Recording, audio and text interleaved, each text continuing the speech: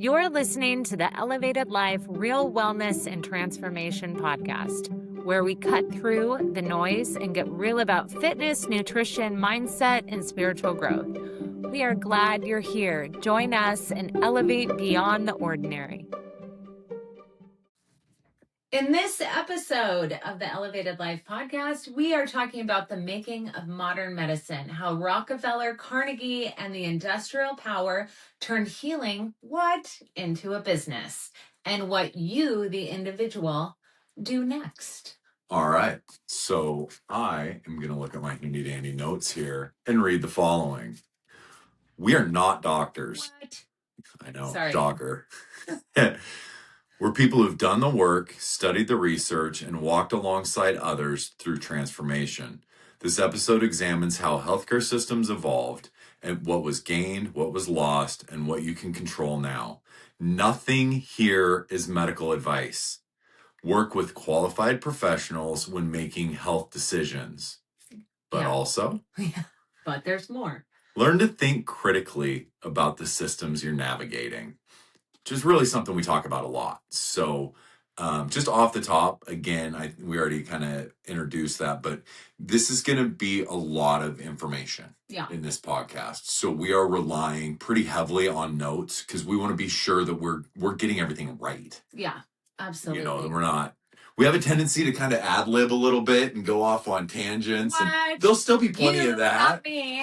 I don't tangent. I don't get on a soapbox. No way. So let's jump into it. Yeah. Let's do it. We ready to go? Sir, all right. Jump right in. Excuse me. Maybe my voice is ready to go.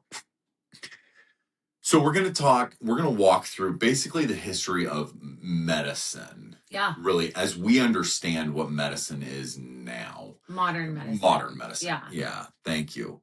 But, you know, it's critical to go back really in the way back and we can lump in basically pre-1900 through the dawn of man, you know, and where this all comes from.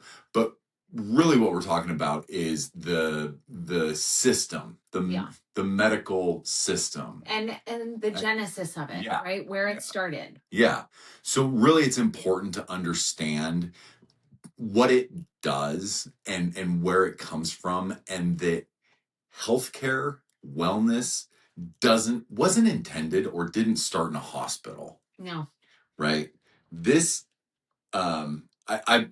I'm just going to go out and go ahead and say it right now because I'm going to refer to it a lot. The medical industrial complex. Yeah. Because that's really what it is. It starts with money, industry, and power. Yeah. And let me just interject really quick. This is not a conspiracy. This is documented history that Clint and I believe that you need to understand for you to move forward with your health. Yeah. Honestly. Yeah. Yeah. And it's also important, and we'll probably hit this again at the end, but just from the outset, it's important to say this isn't an indictment of anybody who thinks differently or just didn't know. Yeah. You know, it's more common knowledge than it used to be probably, but it's still, you know, if you've just kind of lived your normal life, you probably haven't been exposed to a lot of this information. Yeah. And so it's not, we're not trying to call somebody stupid or, you know, bring any judgment if you weren't aware of these things. It's really just, like John is saying, to open your eyes to it and then be able to make your own informed decisions. Yeah. Information, right? So let's jump in the way back. Okay. From, I don't know when, the first time man could walk, maybe before we could walk, up until about 1900. When you think about medicine, very decentralized. Mm-hmm. You know, it really, the concern with medicine was really about wellness. Yeah, it was herbalists, midwives, homeopathics, plant medicine, lifestyle, and, you know, that's chiropractic, energy work, all of that. That was the dawn of mankind to, you know, Rockefeller. Yeah. Well, spoiler alert. Right? It's just the facts. And turns out we actually procreated and lived healthy lives. So apparently something was right there, right? Because we didn't go extinct. Somehow we made it to the late 1800s. Right? Weird. How did we do that without meds? Yeah. I think it's important to really think about this concept of hospitals at that time weren't a place of wellness.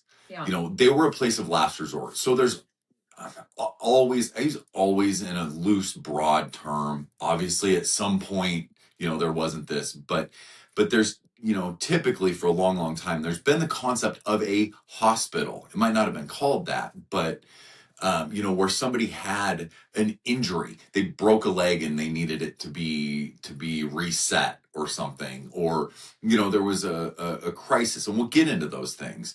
That was what the quote unquote hospital was for. Wellness was everything else. Yeah, and health revolved around food, herbs, sunlight, rest, movement, community. That's where your healthcare lied, is within you. But then we move forward to a time that brings about a lot of different things, but with an interest in medicine here, the Industrial Revolution changed everything. Yeah, it did. Everything with the concepts of medicine and healthcare and everything. Because really it changed everything for everything. Everything was moving so much faster. Yeah. Everything was becoming more centralized. Everything was, when you think about the Industrial Revolution in general, we're talking about being factories being built, railroads going across the country. All of a sudden, it's not just I'm in my little community and, I might be the dude that carves the stick for the spear. Yeah. And this person understands, hey, when my belly hurts, you can take this, drink this tea, and it makes you feel better. Yeah. That's gone. Yeah. With the Industrial Revolution, that's gone. And, really two men were masters in this era before anyone else. So we have John D. Rockefeller, oil, and Andrew Carnegie with steel. And their shared belief was society functions best when systems are centralized, standardized, and controlled by experts. People who know better than, the common herbalist lady who lived in her little, house in the mountains, and you went to go see her when you had that bellyache, right? In your community. Yeah. So, you've probably heard of these two guys. I mean, they were, we're not doctors, we're not historians, but Rockefeller and Carnegie really laid the foundation for so many things in this country, across the board, really. And medicine is no different. What they did, and we're going to dig into it in just a second, but in essence, what they did was they took the components of the Industrial Revolution for industry, what made things great, the factories, the centralized, I hate to say centralized planning, but that's really what it was. Standardization, all those things that work so well in manufacturing, and brought it to medicine. Yeah. And, it had an effect that we'll get into in a minute. So let's talk about Rockefeller. Rockefeller, Standard Oil, basically owned the country. At that time, we're talking late 1800s, 1870s, up to the turn of the 20th century, 1900. He controlled 90% of the U.S. oil at that time. And, this again is the start of not just industry, but automobiles and, using oil to fuel the economy. So he's doing all this stuff with oil. He is the guy with the most important resource at this point. Refining the oil, what does he end up with? All the shit. All the byproduct. Yeah, byproduct. So like any good industrial man, he's not going to just let stuff go to waste. No. So what does he do? He makes synthetic drugs with it. That's what he decides to make. So here's the shift. Natural substances cannot be patented, right? So you cannot patent oregano as a antibiotic because you just freaking grow that in your garden, right? And so synthetic compounds can, right? Bring in the money, right? With the byproducts of oil. Yeah. So with the patentability, not only is Rockefeller developing something that he can sell to people, but he's developing proprietary stuff. So he owns it. Yeah. So it's not just that he can sell it, it's nobody else. Yep. Nobody else can sell it either. So you get exclusivity. Obviously, you get profits. You also get scalability, which is something that was so important to Rockefeller and Carnegie. That's how they made their billions, is being able to say, to take this system that worked great in one little area and say, let's bring it to the masses. Yeah. Let's involve everybody in this now. And let's circle back. So what was Rockefeller good at? Oil. He was not a doctor, a practitioner, had nothing, right? In terms of the human body, how it functions, whatever, right? He was an oil guy. And this is the guy that laid the foundation for the medical system. Yeah. So we've got Rockefeller. He's got all of these chemicals that he can turn into the synthetic, what would later become pharmaceuticals. But there's still the issue of how do we get that out there? Because at this point in society, the vast majority of people, or at least a good majority of people, are still relying on their local person that's very knowledgeable on herbs and wellness and those kinds of things. So how does Rockefeller take this literal gold mine that he has and exploit the population with it, really? Yeah. He understands, which this is a huge turning point.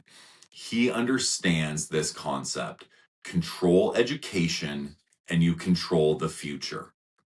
So he didn't need to go and try to convince practicing doctors, hey, use my synthetic stuff instead of the stuff that's been used for thousands of years that's worked amazing. Well, they'd probably just laugh in his face and be like, who the F are you? Yeah, I'm sure they did. These are generational shamans and healers and herbalists. Yeah.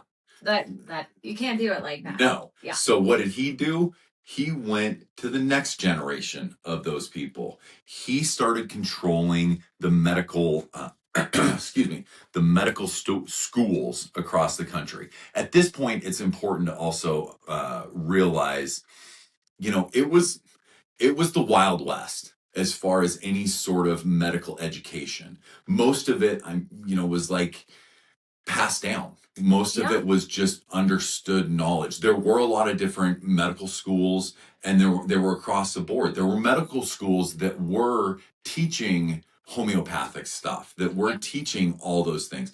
And there were also medical schools that were teaching more of the what's the word that's escaping me? Allopathic. Yeah. But it was just across the board. What Rockefeller realized, controlling education, you control the future, is that's where he needed to focus. He needed to focus on the medical schools, the education coming up. So he didn't need to convince somebody who was already doing it. He was convincing somebody that didn't know yet. Yeah. And of course, he had money. Yeah, he did. So in comes the Flexner Report in 1910, right? So Clint. Yeah, let's talk about this dude. Yes. Who is this dude, Abraham Flexner? Yeah. Well, he this report, we don't need to get super deep into him. He's critical, but he's kind of a secondary piece. He is not a physician. No. Again, kind of a theme. Not a physician, not a natural healer. Has nothing to do with any sort of wellness. Ancient wisdom that's been passed down through the Jennies, right? This is probably going to come as a shock to you. He was an educational reformer. Yeah. That's what he was concerned with. So in comes our other buddy, Andrew Carnegie, the steel guy, right? So we got the oil guy and the steel guy. Carnegie Foundation funds this report in 1910 called the Flexner Report. And what does it determine? Believe it or not, it determines that, hey, medical schools are out of control. Yeah, they need inadequate. centralization. They need standardization. They need, all those things that, again, we talked about helped with the Industrial Revolution, helped with that boom. We need to apply that to medical schools. Yeah. So what happened? Well, and I just want to say that some of the things were good, right? Because I don't want to completely, even though I kind of do, but that's like the Jonna-ism coming in. So I want to, scale back. Better training is something that they wanted, higher safety standards, and reduce fraud, which is funny because this is so fraudulent from the get, right? So it's really interesting when one person defines fraud, when it works to their benefit or the other, but that's a side note, right? So in terms of cleanliness and sanitation, those were things that were absolute issues. Okay. That was an issue. And so, that was some good that came from it. And that's my interjection for that. Yeah, absolutely. Yeah. So there was value, but what it also meant was, believe it or not, the standard they went with was the one that pushed these chemical-based drugs. Yeah. Right? I mean... And the consequences of this was enormous because between 1910 and 1930, over half of the medical schools closed. Most closures were homeopathy, herbal, Black medical schools, and women-run institutions. And that irritates me because so many women are natural healers, right? In the tribes and villages, it was men, yes, but also women. So this was the shutdown. Okay, so medicine did not become safer. It just became like this narrow hall. Like, we're going to do it this way, right? So we've got this report. We've got these medical schools that are saying, hey, we need to get rid of the homeopathic view, all those things. We've got this foundation. Enter our old buddy, John D. Rockefeller. Like, oh, I see an opportunity here. And this is the interesting part to me because it's easy. It's a fascinating concept with these, industrious titans, and they, there's a lot of good, a lot of not good, a lot of bad, and wherever you're going to go. But I always think of them in this as like some like corrupt, I'm going to smash, all of my competition and do all that stuff. Rockefeller had a little bit different take on it with this. So instead of just like, he had more money than, God, so to speak, at that point. He kind of could do whatever he wanted in the early 1900s, but he separated himself just enough from the Flexner Report, from Carnegie, from all those things where it wasn't just like a direct bribe to say, this is what we need to do. Hey, Congress, go pass laws, all those things. Here's what Rockefeller did, which isn't any less nefarious, but I think it's important to understand. Rockefeller, of course, chose the med schools that were pushing his stuff, right? And dumped money into them. Yeah, invested heavily in laboratory research, funded medical schools that adopted the Flexner model, right? And prioritized pharmaceuticals and surgical approaches, right? So funding really just came with expectations. You're going to do it my way and I'll give you all the money. And if you don't, you don't get any money. Yeah. And feel free to compete. That's the nuance that's almost the most sickening part of it. It's like, hey, I didn't force anybody to take my stuff. Yeah. They could do it however they wanted. Right. I'm all about competition. I'm all about all those things. But this is going to become the gold standard, and we're going to gain prestige if you do it this way. And we're going to, And it's very which also means diabolical. Which also means now where let me take a step back. I was jumping ahead a little bit too much. So, I think we kind of got an understanding, right, of how we got up to this point of now we've fully integrated medical training institutions with big oil, big steel, all the money in the country pushing this certain thing. So naturally, where does that lead? When you got businessmen running the medical industry, medicine becomes a business. Yeah, it does. So, they lost funding, they disappeared. So many schools, I mean, it just got lost. Mm-hmm. It did. That's what happened. Yeah. It's so sad. It makes me sad. It's true.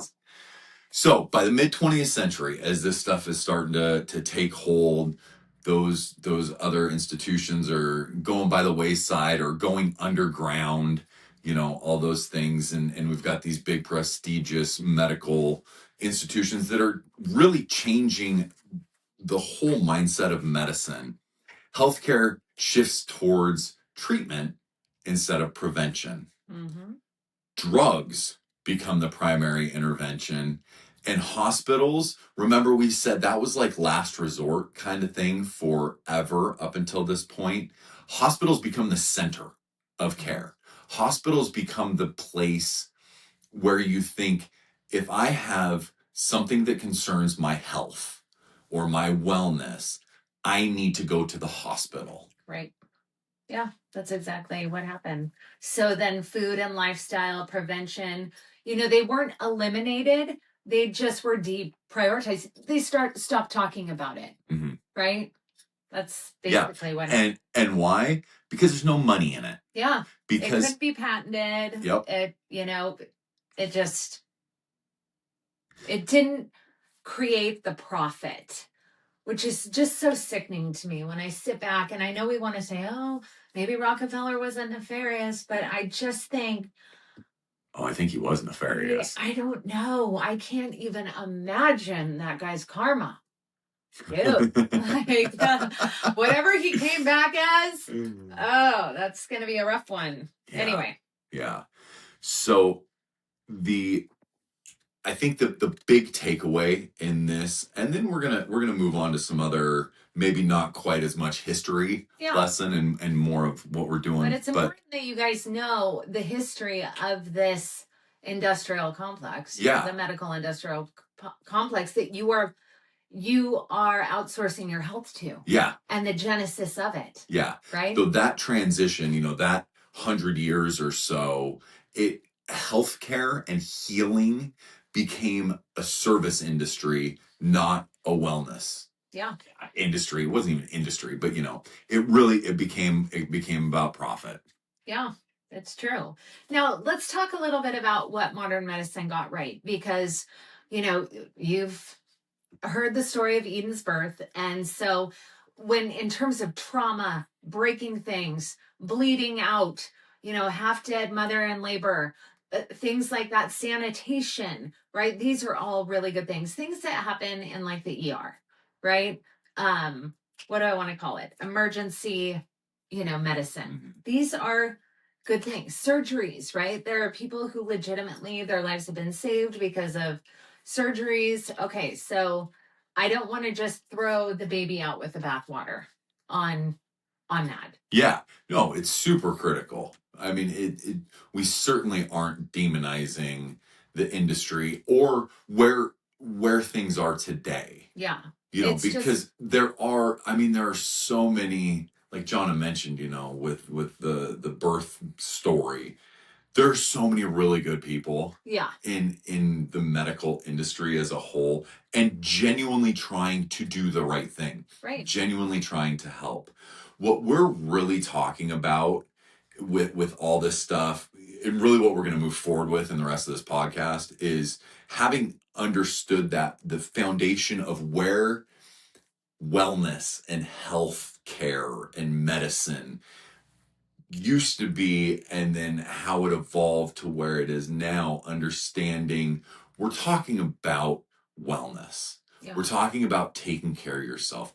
How do you address day-to-day life to optimize your body? So in this is what was lost in this transition, right?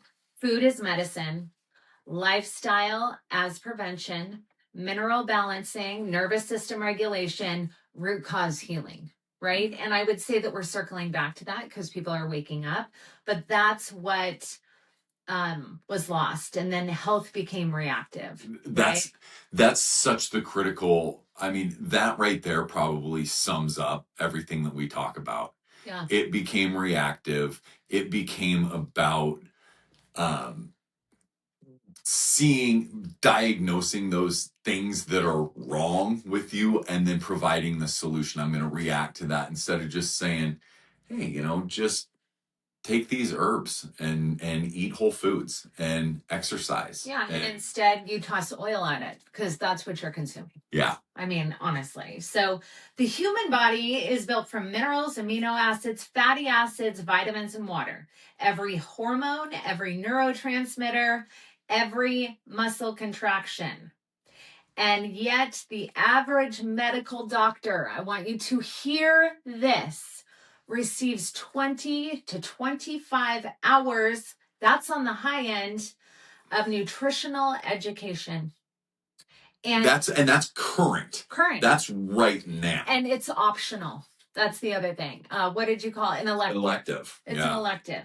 So that tells you something, right? I mean, honestly. So when you go in, I want to talk about this a little bit. When you go in, just as a caveat to before Johnny gets going to this, keep in mind, where we are with how the medical field came to be where it is today, what it's used for now with the profits and the industrial complex and the pharmaceuticals and the push to all those things. Keep all that history in mind with what John is about to talk about, with what happens now. Yeah. So now you go to the doctor with leg cramps. I hear it all the time, right? Leg cramps. So this is what the doctor prescribes: a muscle relaxer, a nerve medication, and a sleep aid. But what's going on in your body is a magnesium deficiency, potassium deficiency, dehydration, and stress. But that's not, what they're going to tell you.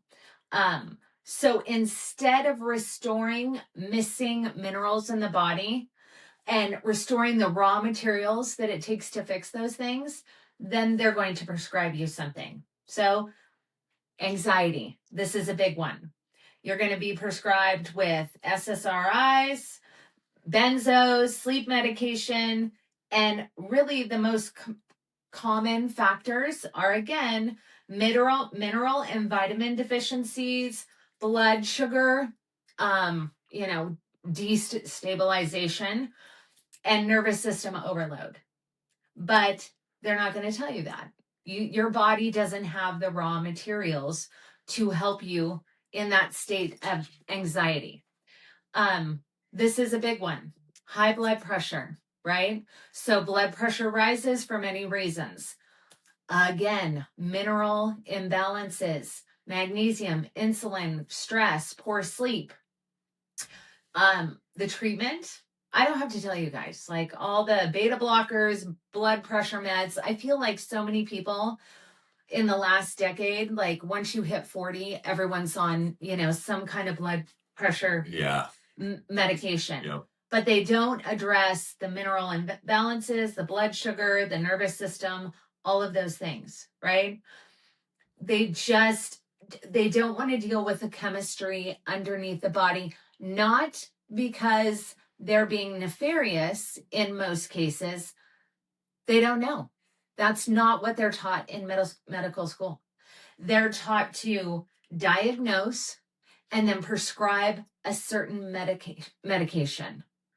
That's what it is. It's not, hey, let's look at your life.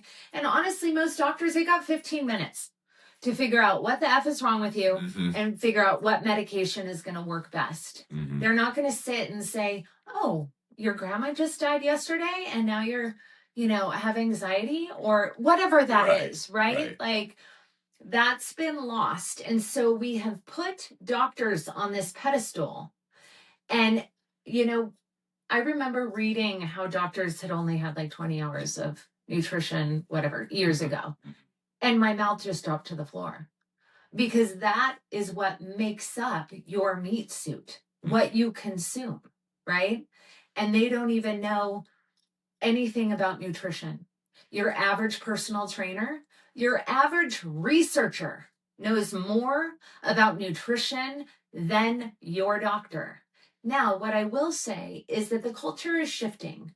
Okay, so there are doctors out there, a lot of young doctors that are really starting to go more holistic with functional medicine, but you still get those older, arrogant, I know what I'm talking about. They label it woo. They're just a Rockefeller squawker. Like that is just what they are. They're just a mouthpiece for Rockefeller. Like, no, this is what you need. But you have to navigate that as the individual. So yeah, so it's important, I think, to if you boil down the stuff that John was just talking about, really what it comes down to is with any of those things, there are causes of, anxiety, high blood pressure, depression, whatever. And then there are symptoms of that. The pharmaceutical industry and so many doctors that that still live in that, maybe I got 20 hours, maybe I got 3 hours of nutrition, they're incentivized. This is the more nefarious side of it in my mind. They are incentivized to treat the symptom because the symptom makes you feel better in the short term. When you go off the medication, then because you didn't treat the causes, symptoms come right back. Guess where you end up? Back in the doctor's office. Oh, now we can try more. We can try different things. Oh, this, we've prescribed a certain thing for these symptoms, and now it causes this other symptom for something else. So now we need to prescribe you something for that symptom. So they're treating symptoms and relying on you to come back because there's so many things, and this is a whole nother diatribe that I could get on. But, if you think about it just as a business model, which we have established, medicine is now a business. It started out as a business. What? Medicine did. It started out as a business. What do you mean? Well, with Rockefeller, that's what I mean. Yeah. I'm talking about like dawn of time. Yeah. It's become a financially lucrative benefit. So. Yeah. Yeah. So when you think about it in those terms, I lost my train of thought. I'm sorry. I'm so sorry. I was at a different time than you were. Yeah. So basically, I guess, when you think about it in those terms of, business. It's a business. So they are very much decentivized to get you actually healthy. Because if I'm a doctor and I've got 10 patients and I get them all healthy, now I have 0 patients. Yeah. And who's paying the bills? Yeah, and I get paid out by pharmaceutical companies when I prescribe. Yeah. So guess what? That's lovely. Yeah. I mean, it's so sad. But, the fruit of this now, guys, is we are seeing disease that is rampant, right? Diabetes, autoimmune, obesity, depression, anxiety, chronic fatigue, all pain. Just people have been medicated for decades. And not because the body is failing, but it's because we've gone away from getting to the root cause of we have so many autoimmune diseases coming on board. There's no name for them, right? There's no name. It's just the body is literally spazzing out. Yeah. And they're throwing everything at it. And they refuse to go, oh, this person has a dysregulated nervous system. Okay, let's deal with that. Because why? Breath work, going outside, hugging a tree, getting deep into meditation, forgiveness. Where is their money in that? Yeah. Where are, the pharmaceutical companies going to make money if you're out frickin' hugging a tree and calming the F down? Right? They're just not. Yeah. And so, as frustrating as it is, we have to look in the mirror and figure out what we're going to do next. Right. So here's where we are in this. Because, okay, we've laid the foundation of these assholes. We don't want to live in that because that creates anxiety and hate. And then we like to point fingers and get pissed off at everyone. Okay, whatever. What's done is done. Now we need to move forward. Because that's what we do here at Elevated Life.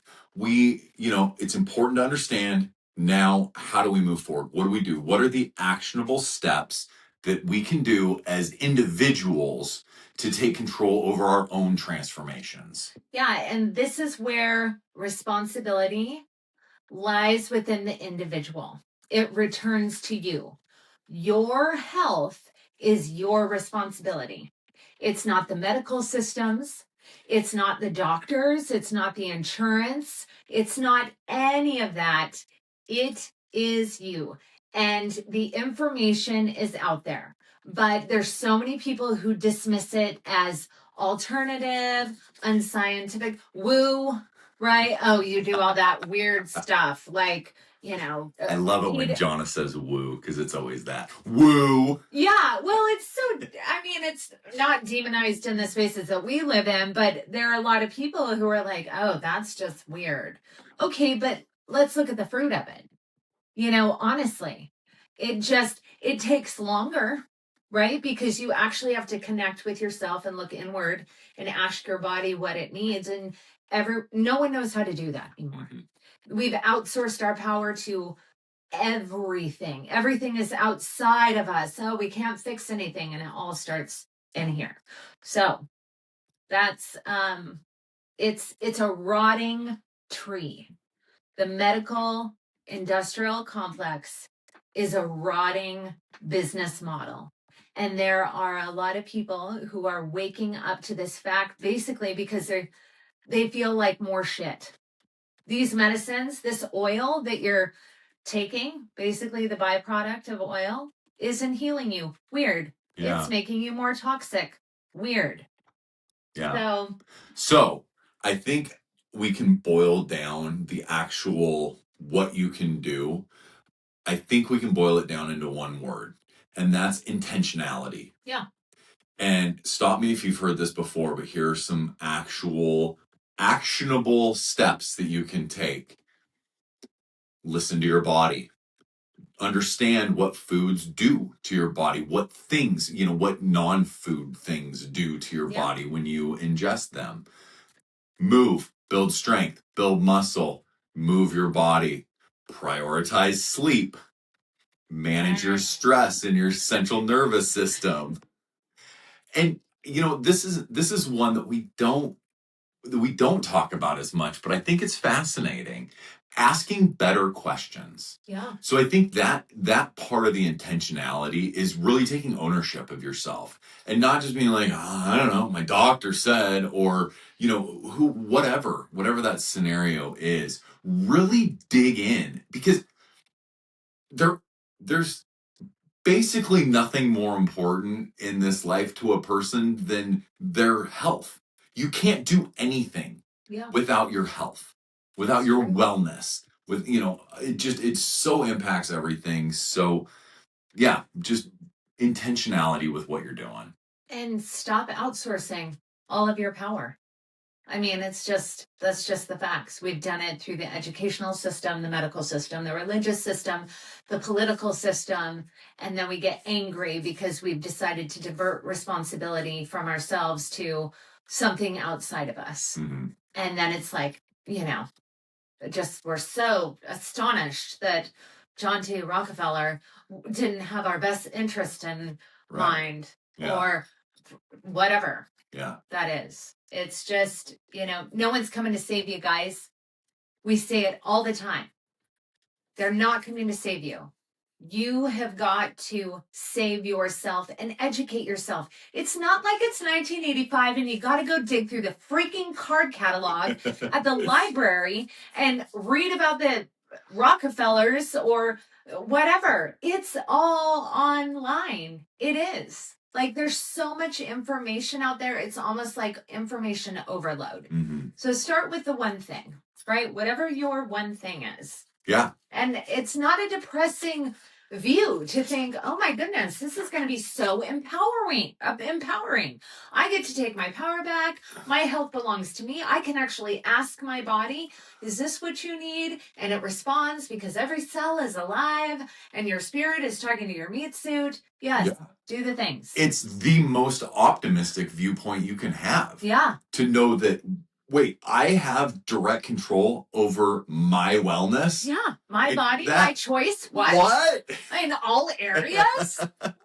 This is awesome. Oh. So, really, the next question is, what are you going to do next? Are you going to take back your power? Are you going to quit being a victim? Your body has communicated with you your entire life. Mm-hmm. Now it's just time to listen to it, right? Listen to it and take your power back. Yeah, I think that's a great way to end it. Yeah, if you like this podcast, please like, subscribe, leave a 5-star review, find us on social media, reach out to us if you have any questions or... Yeah, that's the big thing. Reach out. We love feedback. We'd love to know your thoughts on this or any other podcast. We read all the emails. We look at all the comments. We do all the things and let it, help drive future podcasts. Yeah, and thank you so much for listening. I know that this can be disheartening. I know when I first started looking into this decades ago, it was very disheartening because you don't want to believe that other humans would do this to other humans, but turns out they will. And so now we need to move past it and also not be stuck in this denial crap of, oh no, that really didn't happen. Yes, it did. Yeah. All right. Thanks for listening. We'll talk to you soon. Thank you so much for listening to Elevated Life. If this episode resonated with you, we'd be incredibly grateful if you'd rate, review, and share it with someone who needs to hear it. Your reviews help us reach more people who are ready to break free from the comfortable hell and step into real transformation. To rate and review on Apple Podcasts, open the app, search for Elevated Life, scroll down and tap Rate and Review. To rate and review on Spotify, tap the show page, scroll down and select your star rating, then tap Write a Review to leave your thoughts. You can also connect with us on social media. We're on Facebook as Elevated Life and on Instagram and TikTok at CJElevatedLife_. We'd love to hear from you. We'll catch you next time. Keep elevating.